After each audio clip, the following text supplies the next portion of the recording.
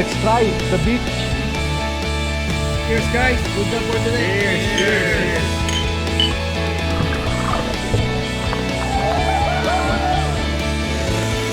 Ayos, di ba? We're on our way and also yung papunta doon.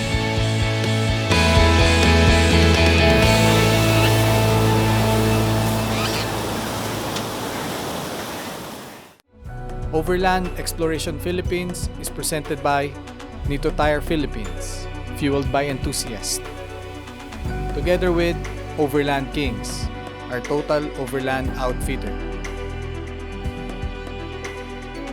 In cooperation with Shell Philippines, cleans as you drive.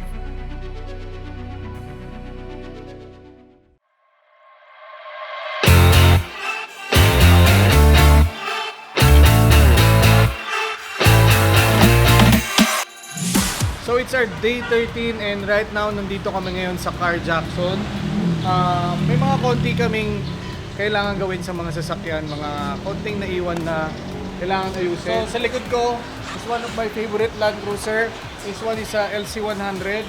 So pinagkaiba ng LC100 sa 105 is the solid axle kasi ito IFS lang. Pero poging-pogi pa rin, di ba? Nandito si Sir PJ kasama natin ngayon, Operations Manager ng Car Jackson. Sabi ko, boss, if ever kailangan nila ng mga automotive services, they can visit Car Jackson all over Visayas and Mindanao ba?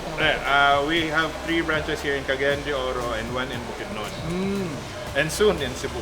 Soon in Cebu. So right now, ito, ginagawa nila yung kay Blake. Nilalagyan lang ng ilaw yung kanyang license plate kasi walang connection. So medyo nagmamadali kami paalis kaya may mga konting habol. Sa akin naman, ginagawa yung aking antena kasi hindi pa nabutasan yung bago nating rival bumper. Then kay Direk, kailangan na ng brake pads replacement. So umalis kami ng Manila. Healthy pa naman yung brake pads niya pero around 2,000 na lang yung kayang takbuhin. And coming here sa Cagayan, almost 1,500. So, kailangan na talaga niyang palitan. At least, safe tayo, no? At lahat yan available dito sa Car Jackson. Meron din sila dito, ano sila, di ba? Body repair, paint, chassis alignment, and everything. So, kung taga dito kayo, check out nyo lang tong Car Jackson. Dito kayo magpa-survey.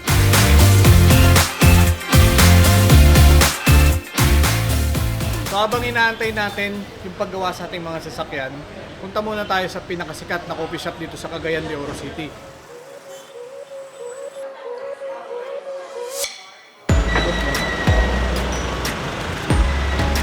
So 5 minutes away from Car Jackson, dito na tayo ngayon sa H Proper Coffee Roaster. So soon available na nito sa Ayala Triangle, Makati. Titikman natin yung kanilang mga pagkain and yung kanilang coffee from Ethiopia. Maybe like a babe. Goods. Ha? Ito lang tayo sa kayo.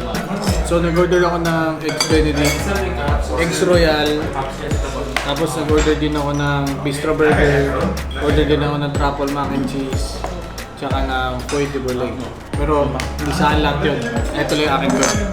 Kay Blake yun lahat, yun na. Saan ka magsimula? Kumain ka na. Thanks. Ginawa namin to dati sa ano eh. Ginawa namin to dati sa GoAd. Ang gamit namin eh banana loaf. Nasa Baguio po kami noon, Camp Kawa. So testingin natin yung Eggs Benedict ng H Proper.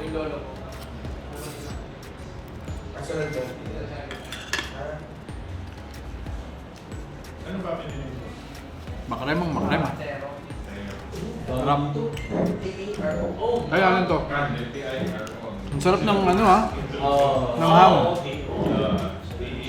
Perfect yung ham. Sarap ba? Hanggang tuna po yung beef patty. Saka yung buns nyo. Tignan mo. Ang ganda yung pagkakabake. So, matatry nyo to soon sa Ayala Triangle. Available yung age proper dun. So ito yung galing Ethiopia, boss. Elevation, jasmine flower, low cut, raspberry, pineapple. Process, anaerobic fermentation. Sila lang ang may coffee na galing Ethiopia.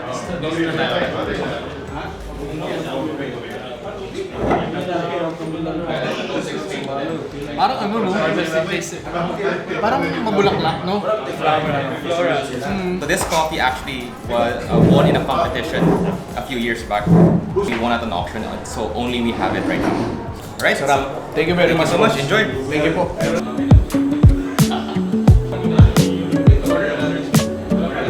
Sarap.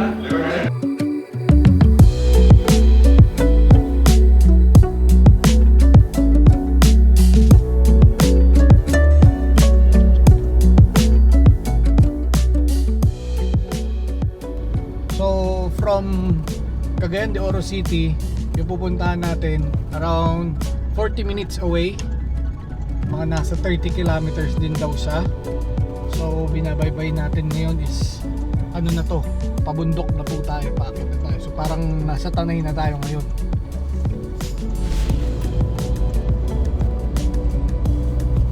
So yung ang makikita nyo doon is the Sunflower Farm. So kung pupunta kayo ng Cagayan, malapit lang naman to sa city. So huwag nyong hindi puntahan kasi napakaganda nito. And also sabi nila, ito yung isa sa pinaka favorite na tourist spot ng mga locals dito. Kaya mas magandang madaanan nyo din. Ito.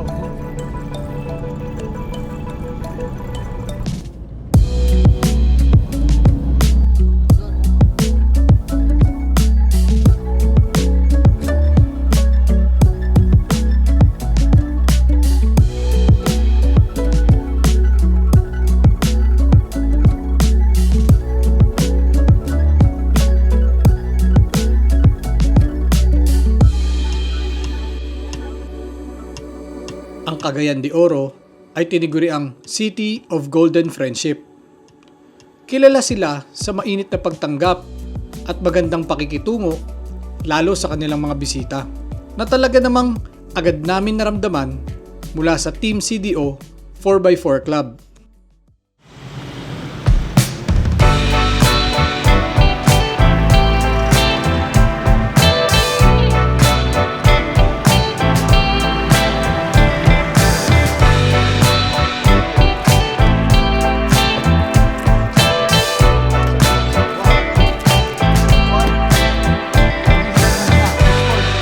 Finally, nandito na tayo ngayon sa Kinawe Blooming Farm. Pasok na tayo, sakto sunset na, golden hour na. Mas magandang view ang makukuha natin.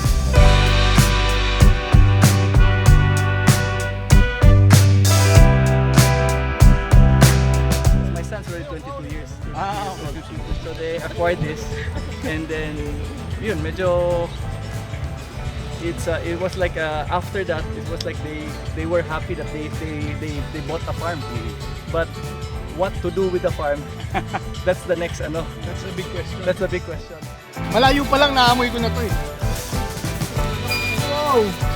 Ito yung isa-serve mamaya for our dinner. Meron dito lechon baboy at lechon manok. Gutom ako agad.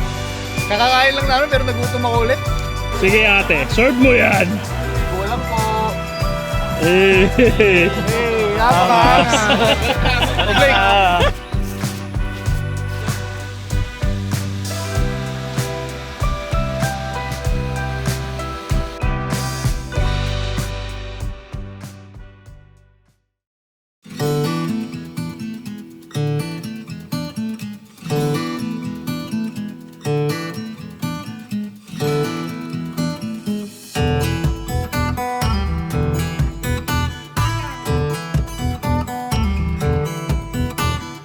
Paglubog ng araw, ang pinakamagandang oras ng pagpasyal sa Kinawe Blooming Farm.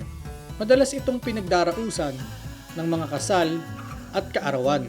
Ito'y dahil mararamdaman mong napakaromantiko ng kapaligiran ng farm na ito na parang kang nasa setting ng isang pelikula. we're very happy na so far nag-enjoy kayo. Well, our main dish, we have the buffet there.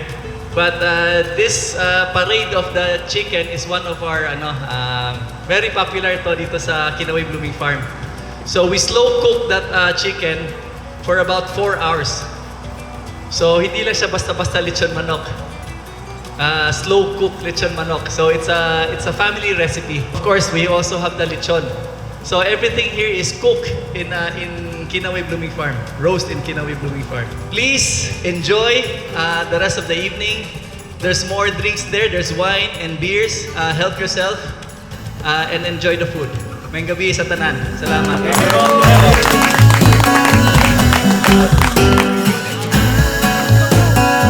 Bukan natin yung chicken nila. 4 hours nilang ni-roast yun and yung recipe nun is a family tradition kaya subukan na natin.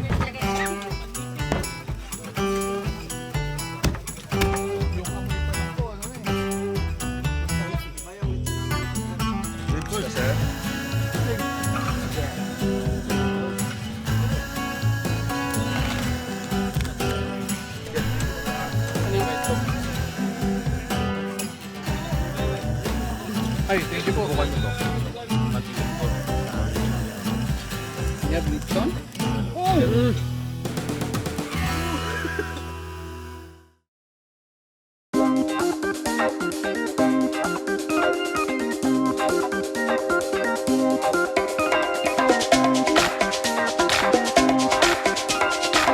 Today it's our 14th day ng ating Philippine loop and we're still here in Cagayan. So one of the tourist attraction nila dito na hindi nyo dapat ma-miss is the white water rafting. So that's 20 minutes away from the city. Dahil mababasa tayo at medyo rugged ang ating activity today, action cam lahat ng gagamitin natin. Yung action cam natin is provided by Altitude Digital. So kung kailangan nyo ng action cam or ng camera or ng drones or anything na gadget, check out Altitude Digital PH.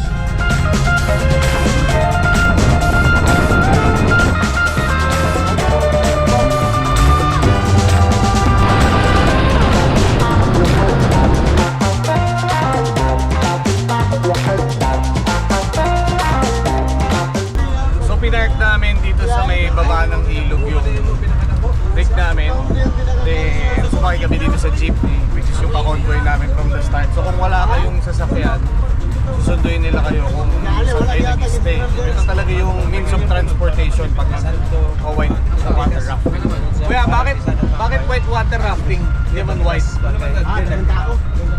Sir, no comment mamaya na po.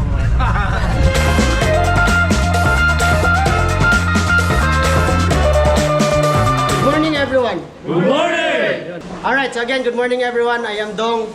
I am one of your assistant guide for today. So again, Bugsay Company. Bugsay is Sagwan. Saya word of Sagwan or act of paddling sa Sagwan. That's Bugsay.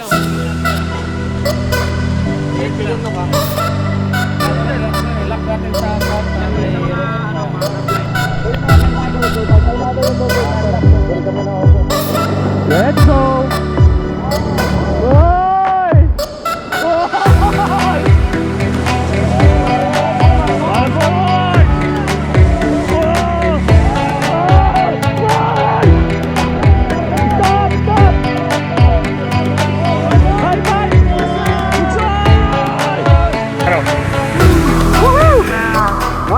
Ilan yung lahat, boss? 14. 14. So nakaisa na tayo. 12 kilometers.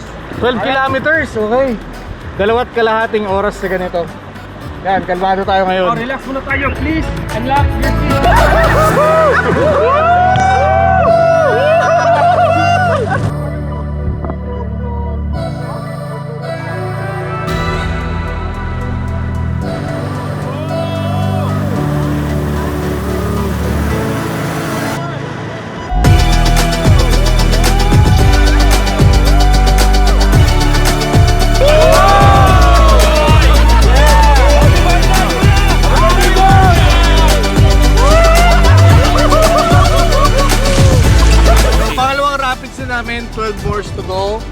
Mahaba-haba pa to, mga 2.5 oras pa daw. Check episodes!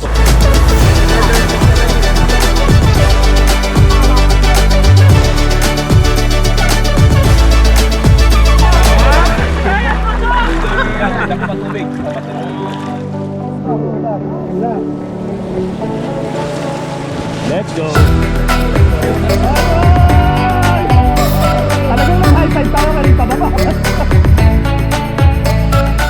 Labay! Boss, sir, mas mahirap pala pag mababaw tubig. Oo. Akala namin, mas ligtas kami ngayon kasi mababaw yung tubig. Mas ligtas tayo kapag brown. Pero because Walang batong nakausli. wala masyadong bato sa ilalim. Kasi nga malalim. Sobrang lakas ng tubig ba na tumatama sa wall? Dati dito kami mag-ganon sir, oh. The metrics move. Ganon kami dyan, oh. Pwede mag-lean dito before eh. Meron tong isang parang cove. Yung area na yan. So ito naman, tinatawag namin yung disposable hanging bridge. Bakit? Oh, panglima na yan. Panglima na yan. And Northern Mindanao. Disposable hanging bridge. Transportasyon ng mga lokal papunta dito sa Cagayan de Oro, the Golden Friendship. The Golden Friendship. Guys, ito yung pinakamahabang hangin bridge dito. Bakit siya mahaba? Kasi from Cagayan de Oro to Bukidnon.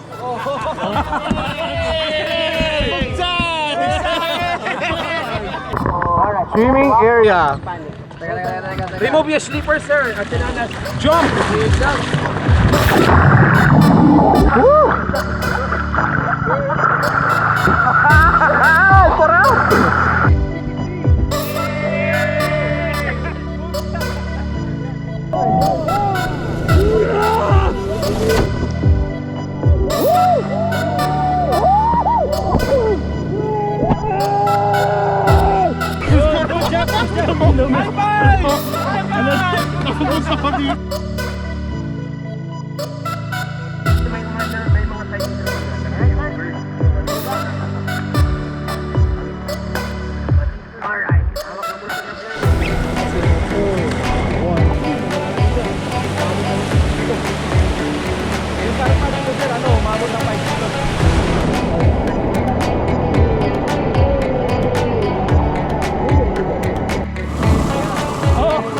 Tawag nila Fountain of Youth.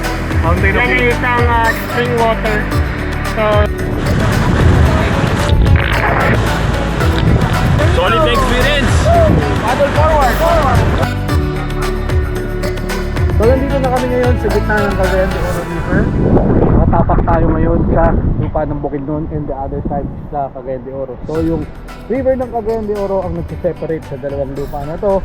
And gamit ko dito is the Insta360 Ace Pro. So abangan nyo yung mga clips coming from this action camera. Madami kayong makikita habang binabaybay nyo ang ilog na ito, tulad ng snake wall na kung saan makikita ang mga ahas na nakapulupot sa sanga ng mga puno. Bukod doon, may mga trivia at iba pa kayong matututunan sa mga kasama nyong guide ng Team Bugsay.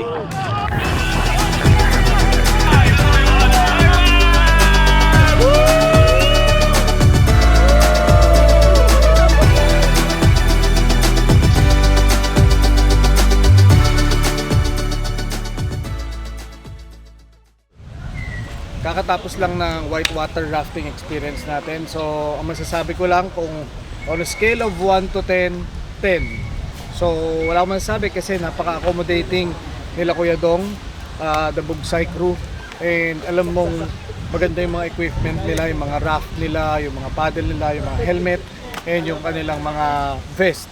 So, alam mo din na alam nila yung ginagawa nila. At the same time, very well oriented sila and explain nila sa amin kung ano yung mga nakikita namin doon, kung ano yung mga dinadaanan namin doon, and yung mga experiences, and alam nila kung paano talaga mag-maneuver doon sa ilog.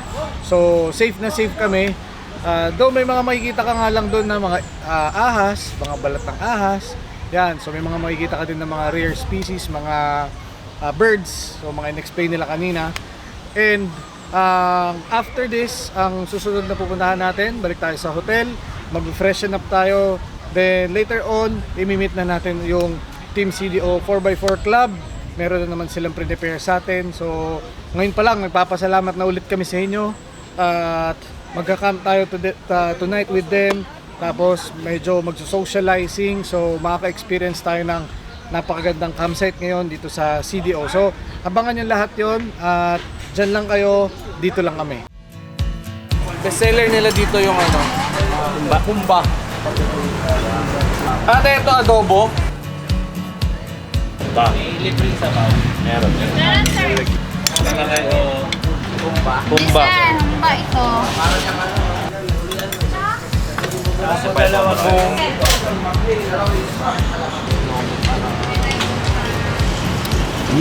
Sarap pa. Sabaw to.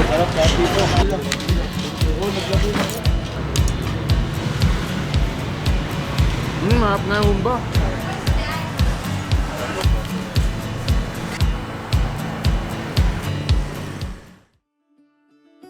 Papunta na kami ngayon sa Opol, isang paboritong destinasyon ng mga Cagayanon. Ito'y isang mataas na lugar na kung saan may malamig na klima at napakagandang tanawin. Dito kami magpapalipas ng gabi kasama ang buong Team CDO 4x4. Pagmamayari ito ng isa sa grupo dahil madalas sila pumarito, ginawa na nila ito ng view deck na meron ding kusina at kainan.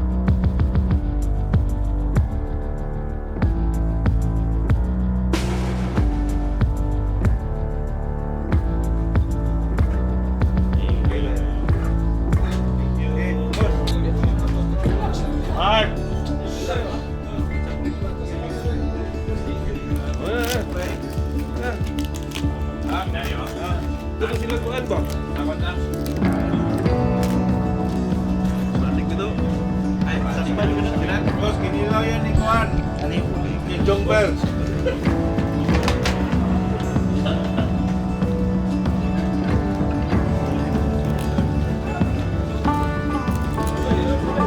Papa.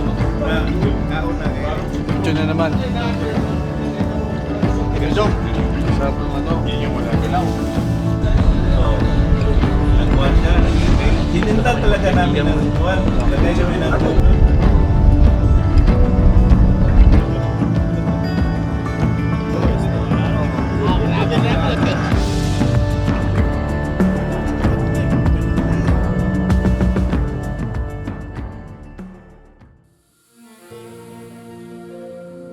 Ayon sa kasaysayan, ang unang mga nakatira dito bago dumating ang mga Kastila ay ang mga Boholanon na pinamumunuan ng Datu. Sinundan din ito ng ibang tribo ng mga Higaunon at Manobo.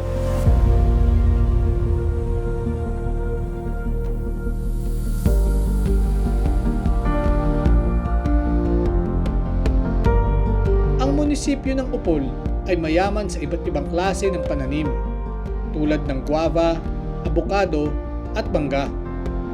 Ilan din sa pangunahing produkto nila ay ang mais at ang bigas.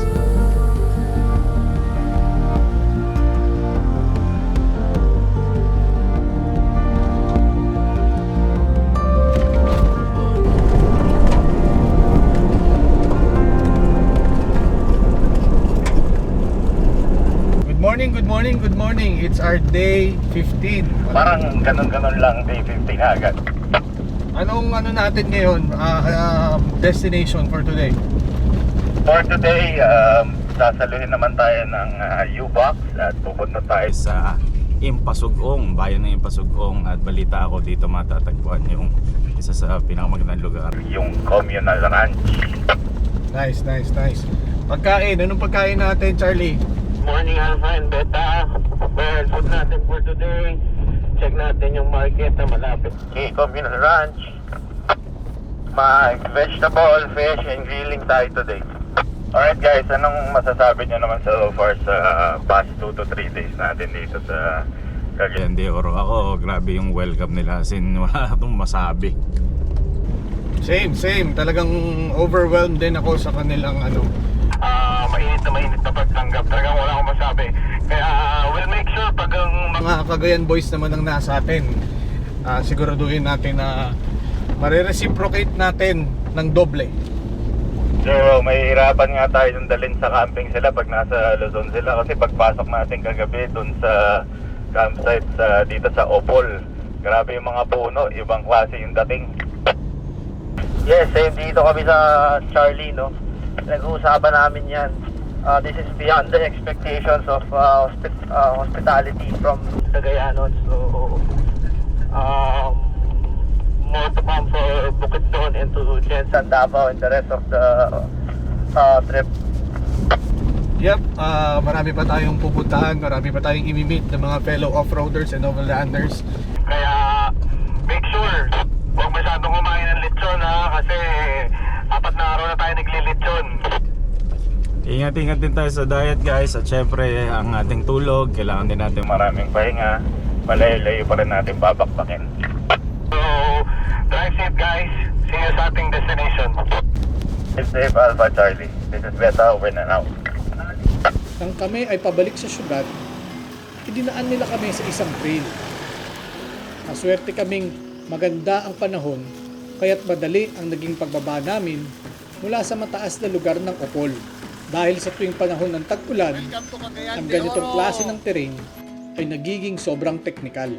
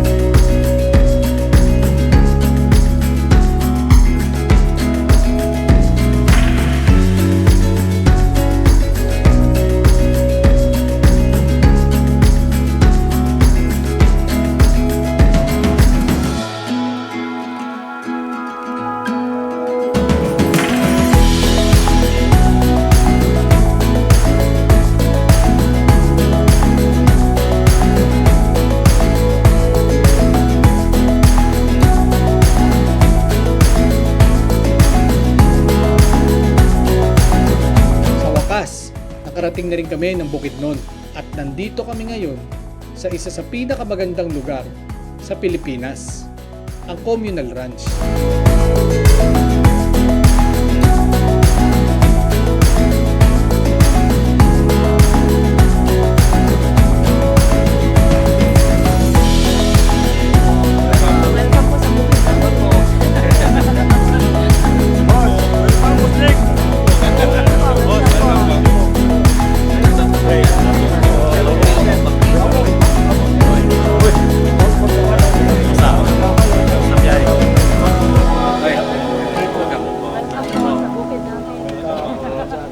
welcome.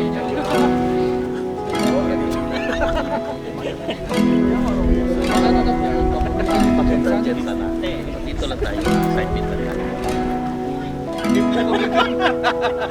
Sawang-sawa na po sa amin yun, sila Jason.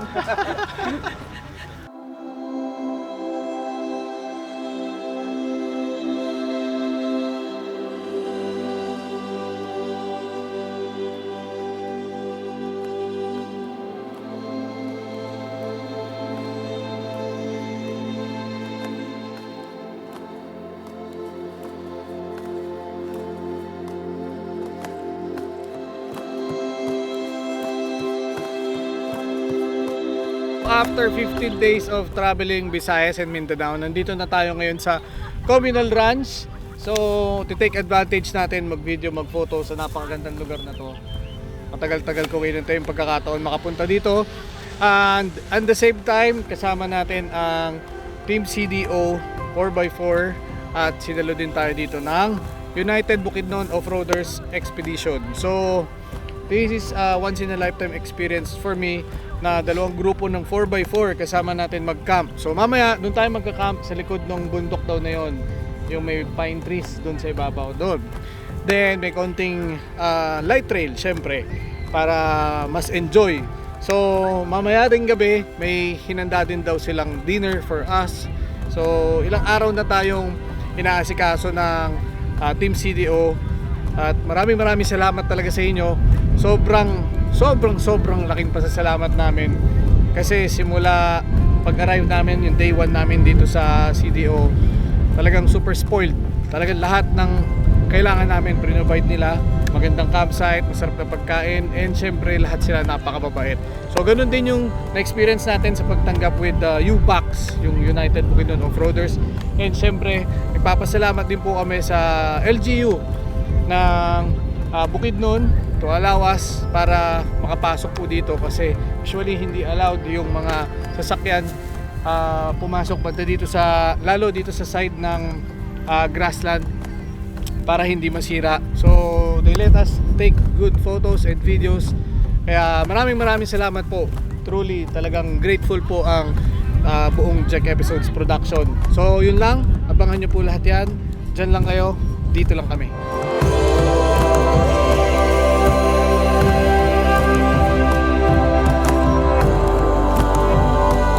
Tinagurian itong home of the country's finest cowboys. Ito'y may lawak na higit 600 ektarya. Ito ang kaisa-isang rancho na pagmamayari ng ating gobyerno. Dito rin sa sagradong kagubatan ng Impasugong, naninirahan ng mga tribong Higaunon. Sobrang sarap sa pakiramdam na makita ang ganitong tanawin. Na habang pinagmamasdan mo ito, bibigyan ka niya ng payapa at kalmadong pakiramdam. Dahil kahit saan ka lumingon, makikita mo ang malayong mahahabang bulubundukin.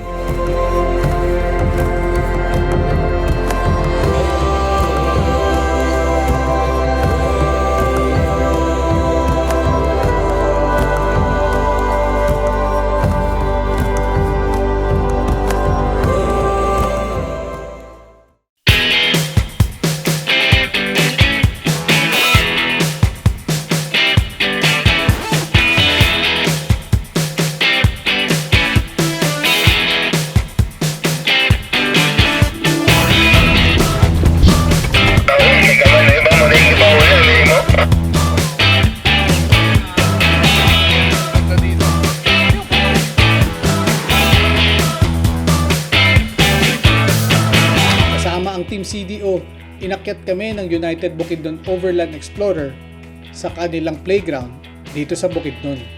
Masarap talaga sa pakiramdam na makasama ang iba't ibang grupo ng off-roaders dito sa ating bansa. Ang hilig na ito ay naging simbolo na din ng kapatiran.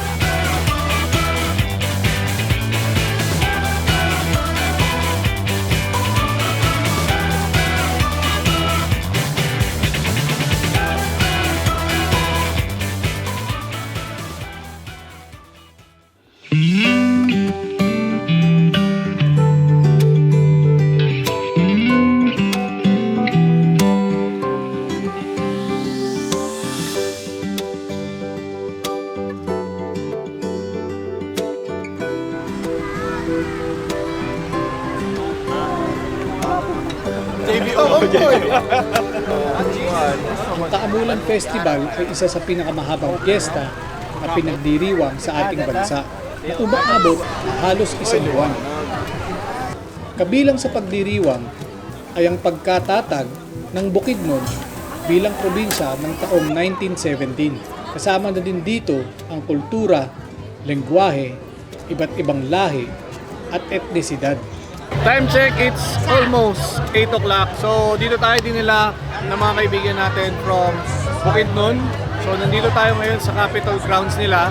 And napakaswerte natin kasi inabutan natin yung kanilang Kaamulan Festival. So it is the biggest event ng Malaybalay City. And tumatakbo to ng 30 days. So sineselebrate to sa buong isang buwan. So yesterday nandito daw yung Ben and Ben at yung mayonnaise. So ngayon naman, swerte sila kasi nandito tayo. So anyway, dito tayo magdi-dinner. Maraming mga souvenir shops, maraming mga tindang laruan, maraming mga kites, candy. So yung mga tao dito, bit-bit yung pamilya nila, dito sila kumakain, dito sila umiinom. So try natin kumain dito. Ito yung grupo natin. Let's go. Gyudon.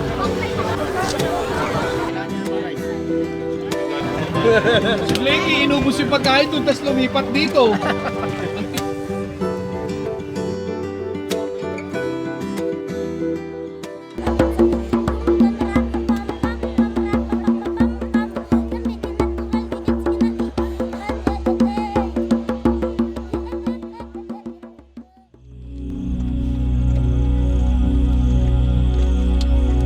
Mula Malaybalay, tumungo kami sa Katihan Eco Park, kung saan doon kami magka-camp ngayong gabi.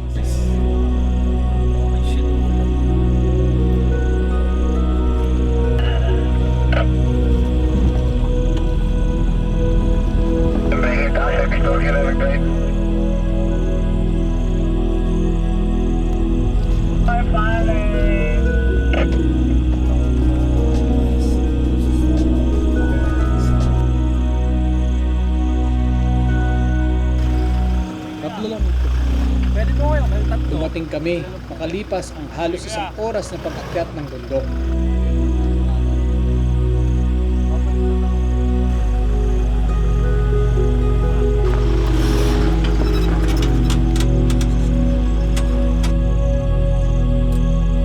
Humanap kami ng magandang pwesto upang pagtayuan ng aming kampo.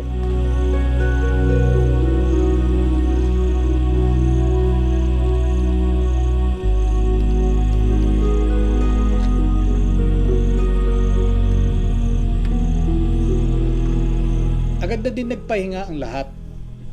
Ako naman, sinamantala ko ang malamig na klima. Nag-ihaw ako ng makakain at pinagmasdan ko ang ganda ng gabi.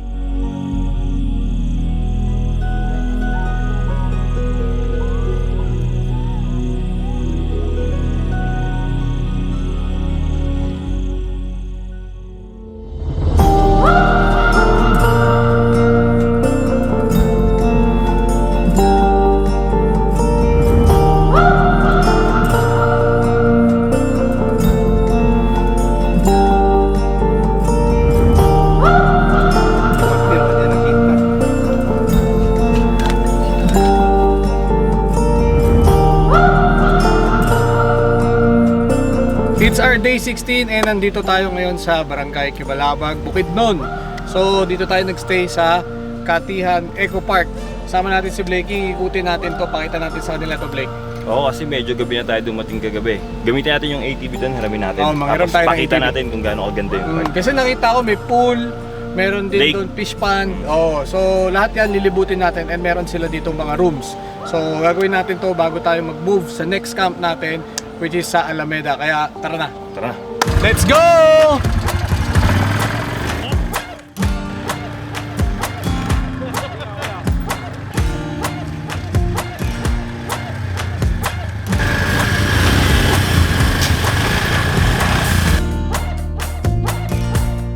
So nandito tayo ngayon sa isa sa mga accommodation nila na available. And explain sa atin ni Bossing kung anong makikita sa loob, kung ilan ang tao pwedeng mag-check-in dito? Ito po yung bago naming tree house. Good for 2 to 4 person po. May kitchen tayo, may kumpleto na ang utensils natin. Tsaka may tub, may maliit na tub, and then tree house na dating po. So good for 2 to 4 person. 2 to 4. Okay, so bibit-bitin lang nila dito yung lulutuin nila. Lulutuin nila. Oo, tapos meron silang ano dito, may sarili sila dito dipping pool. Dipping pool po. Oo, tapos may enjoy mo yung napakagandang view. So bukod dito, bossing, ano pa ang ino-offer ng Katihan Eco Park? Meron tayong mga cabins po, family cabins, and then may slab cabin tayo, at saka yung bamboo cabin natin, at yung for two lang na mga cabins natin. Kuya, yung, di ba, nag-car camping po kami. Paano po ba yun? Pwede ba palaging mag-car camping dito or camping ground? For public po ba to? For public po siya, sir. Mag-inquire lang kayo sa Katihan Eco page na Facebook po. So lahat yan marireach kayo through Facebook. Okay, so you can contact them through Facebook pag gusto nyo mag-visit dito. So pwede kayo dito mag-camp, pwede kayo dito ground tent, or pwede dito overlanding. So dinidevelop nila yung napakalaking lugar. So ang Katihan Eco Park po is roughly 8 hectares. So meron po itong mga dipping pool, meron po itong coffee shop. Coffee shop po, may cafe so tayo. Pwede kayong order doon ng foods, pwede kayong order doon ng drinks, and may enjoy nyo yung mountain view ng Bukidnon.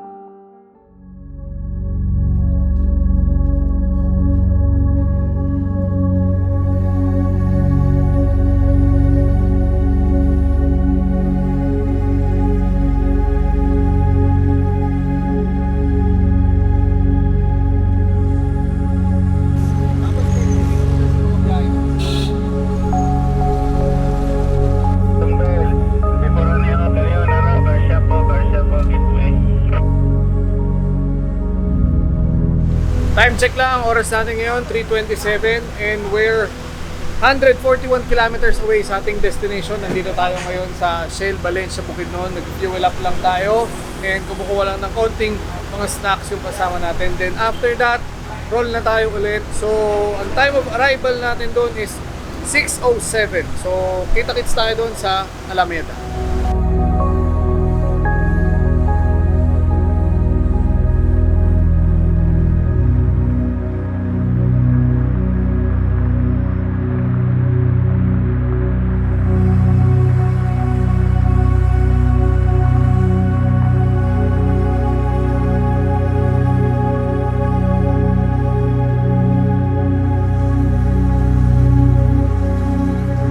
Halos ilang araw na rin makalipas nang kami umalis. Halos nasa kalahati na kami ng Visayas at Mindanao leg. At sa mga nagdaang araw, nasubok ang aming mga kakayahan. Hindi lang kaming mga nagmamaneho, kundi pati ang production team namin. Pare-pareho kami ngayon lang nakaranas ng ganitong haba ng araw ng paglalakbay, habang ginagawa ang tungkulin ng bawat isa upang maisadula at maipakita ang ganda ng ating Pilipinas. Nang makarating kami sa Cotabato, sinalubong kami ng malakas na ulan.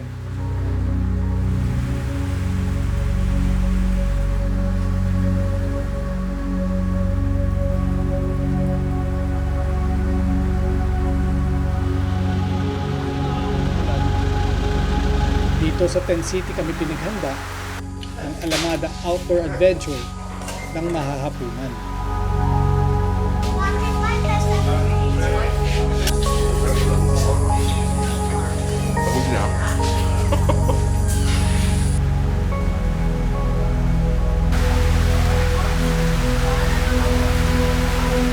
Panibagong grupo na naman ang aming makikilala. May mga ilan ding kaibigang dumating upang kitain kami dito.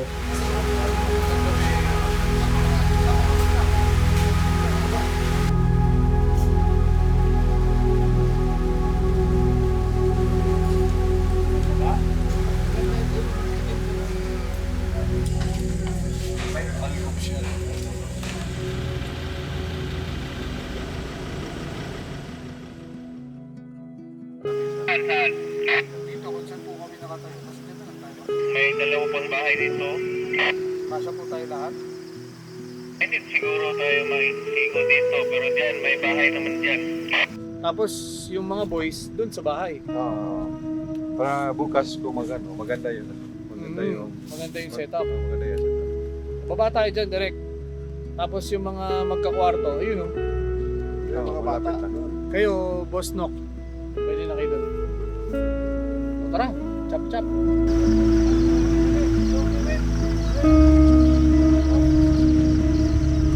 Dito kami magka-camp ngayon sa isang rancho ng kaibigan nating off-roader. At bukas, magsisimula muli ang panibagong paglalakbay.